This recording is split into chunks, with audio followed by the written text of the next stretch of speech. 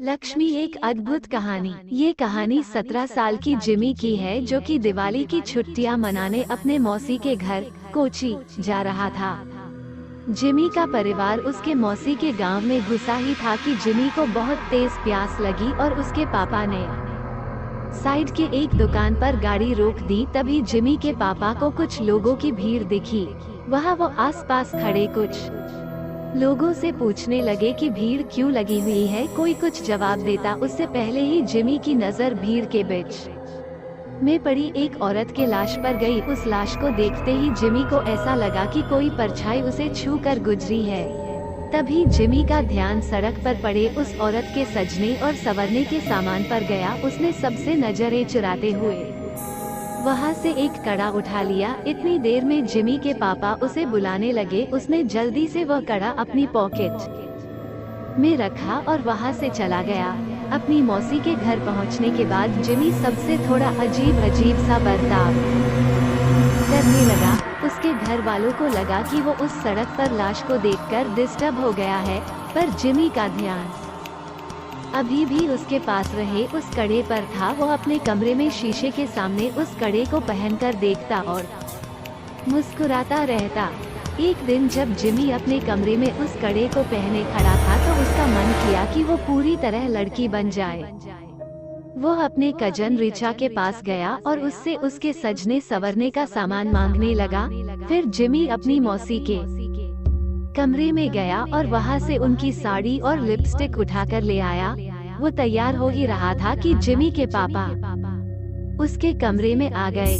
Jimmy को देखते ही उसके पापा उसे खूब डांटने लगे। जिमी ने रोते हुए कहा कि वो लड़की बनना चाहता है। ये सुनकर उसके पापा बेहद गुस्से में आ गए और उसे बुरी तरह पीटने लगे और उसका कमरा बाहर से बंद करके चले गए। जिमी अपने कमरे में बैठकर जोर जोर से रोने लगा कि तभी अचानक उसे दीवार पर लड़की की एक परछाई नजर आई और धीरे धीरे वो परछाई उसकी तरफ आने लगी। जिमी वह परछाई देखकर थोड़ा घबरा गया और कमरे का दरवाजा जोर जोर से पीटने लगा, पर किसी ने दरवाजा नहीं खोला।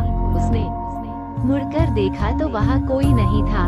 फिर उसके बेड के नीचे से एक अजीब सी आवाज आने लगी, माना कोई जिमी को पुकार रहा हो। जिमी ने जैसे ही बेड के नीचे देखा तो वहाँ उसी औरत की लाश पड़ी थी जो उस दिन जिमी को सड़क पर दिखी थी। वो दिखने में बहुत डरावनी लग रही थी। वो औरत उसकी ओर रेंगते हुए आई और जिमी में समा गई। जिमी वही बेहोश हो गया। अगले दिन से जिमी अजीब तरह से बर्ताव करने लगा। वो अपनी मौसी की साड़ी पहने रहता, लड़कियों की तरह सजता और संवरता और सबसे बोलता कि अब से उसका नाम लक्ष्मी है। कभी कभी वह जोर जोर से चिल्लाता और सारा घर सर पर उठा लेता, तो कभी किसी कोने में दुबक कर बैठ जाता और डरा सा सहमा हुआ रोता रहता। एक दिन रोते रोते उसने अपने माँ से कहा कि वह लक्ष्मी है और उसे हर जगह शैतान नजर आते हैं और वे उसे आकर मार देंगे। उसने कहा उन शैतान के पैर उल्टे हैं, दांत खून से सने हुए हैं और लंबे लंबे नाखून हैं जिनसे वो उन पर हमला करना चाहते हैं।